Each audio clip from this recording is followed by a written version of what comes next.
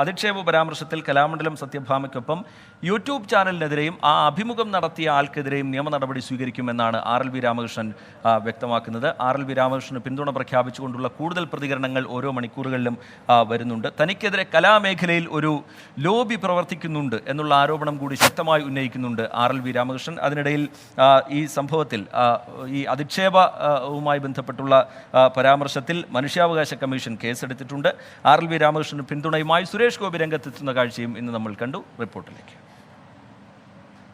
തനിക്കെതിരായ നിരന്തര വിവാദങ്ങൾക്ക് പിന്നിൽ ലോബികളാണെന്ന് RLV രാമകൃഷ്ണൻ ആരോപിക്കുന്നു.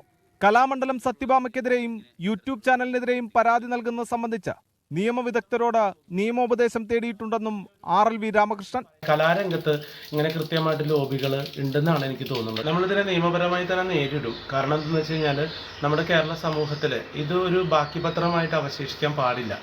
യൂട്യൂബ് ചാനൽ എന്നുള്ള രീതിയിൽ സമൂഹത്തിൽ സ്പർദ്ധ വരുത്തുന്ന രീതിയിൽ ഇത്തരം കാര്യങ്ങൾ അദ്ദേഹം അതിന് കൂട്ടുനിൽക്കാൻ പാടില്ലായിരുന്നു.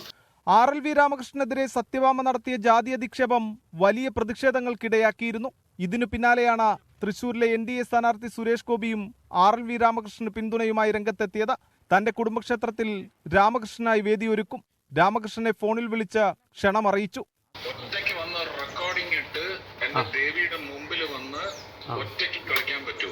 തീർച്ചയായിട്ടും ഒരു കലാകാരൻ എന്നുള്ള രീതിയിൽ അവസരം എന്നുള്ളത് ഏറ്റവും വലിയ പ്രതീക്ഷയാണ്. അതെന്തായാലും തീർച്ചയായിട്ടും ചെയ്യും.